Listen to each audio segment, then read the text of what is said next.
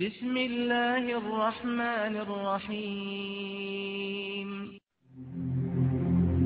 یا الله. سوره مومنون خداوند این منظره رو بیان می‌کنه. چه زیبا منظره است. گویا یک منظره زنده است.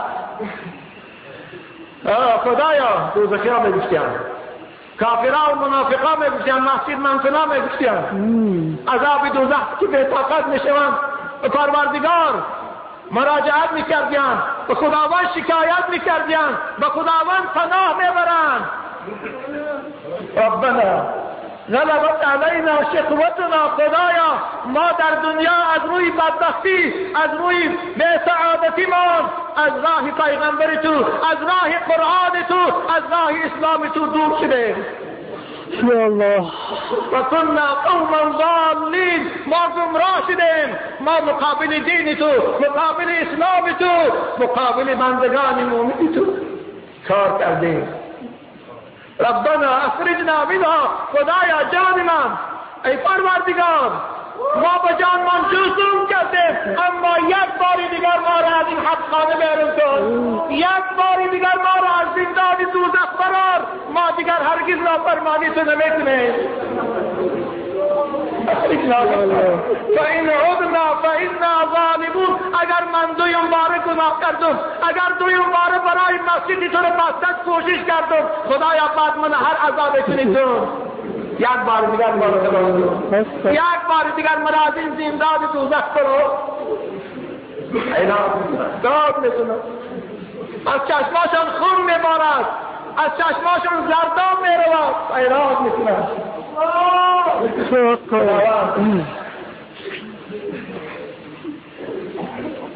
پروردگار که پادشاه حقیقی آن است میگوید، چه میگوید؟ قال اخسروا فيها ولا تكلمون عذاب الله. اون جواب داشتن. پروردگار میگه ای سگان دوزخی به دوزخ درآیید. یعنی اخساء عربها در جای سگ سیاست کردن استفاده میبرند. این برای تحقیر و توبیخ اونهاست. مفسرین کرام میگویند ای سگان دوزخ به دوزخ درآیید و با من سخن نکنید دیگر. شما دیگر عذر ندارید. شما بوده که من از دو قطره آب شما را آفریدم، شما را عقل دادم، شما را چشم دادم، دنیا را به اختیارتان دادم، خورده معیشت کرده، اما من نشناخته، دینی مانده مبارزه برده، مقابل خالق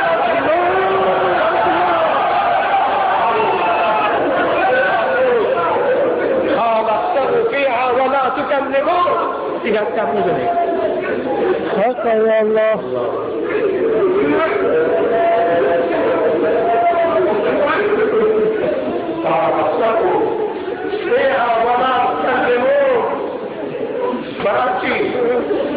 إنه فريق من عبادي يقولون بنده‌های من در دنیا بعضیش محتاج، اونها ایمانی به من داشتند، اونها فقط خدا میگفتند خدایا ما به تو ایمان داریم، خدایا ما را رحم کن، خدایا گناهان ما را گذر، تو بهترین رحم کننده ها هستی. اونها در مسجد فقط عبادت میکردند، در مسجد فقط من یاد میکردند، آموزش گناه سلام میکردند. اما شما چی؟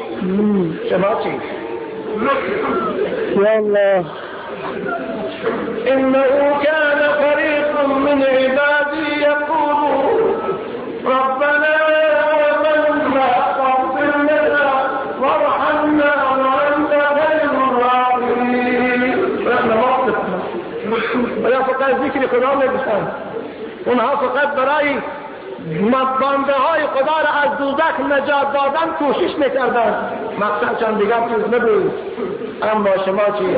اتخذتهم ذخریا، شما اونها را مسخره میکرده، اونها به فشار و تضییق می آورده، اونها را هر چی تو تهمت میکرده، بعضیش تحریری میگفتید، بعضیش سلفی میگفتید، بعضیش فوندامنتالیست میگفته. اتخذتموهم سخریا حتی انسوکم عن ذکری و کنتم منهم تضحکون.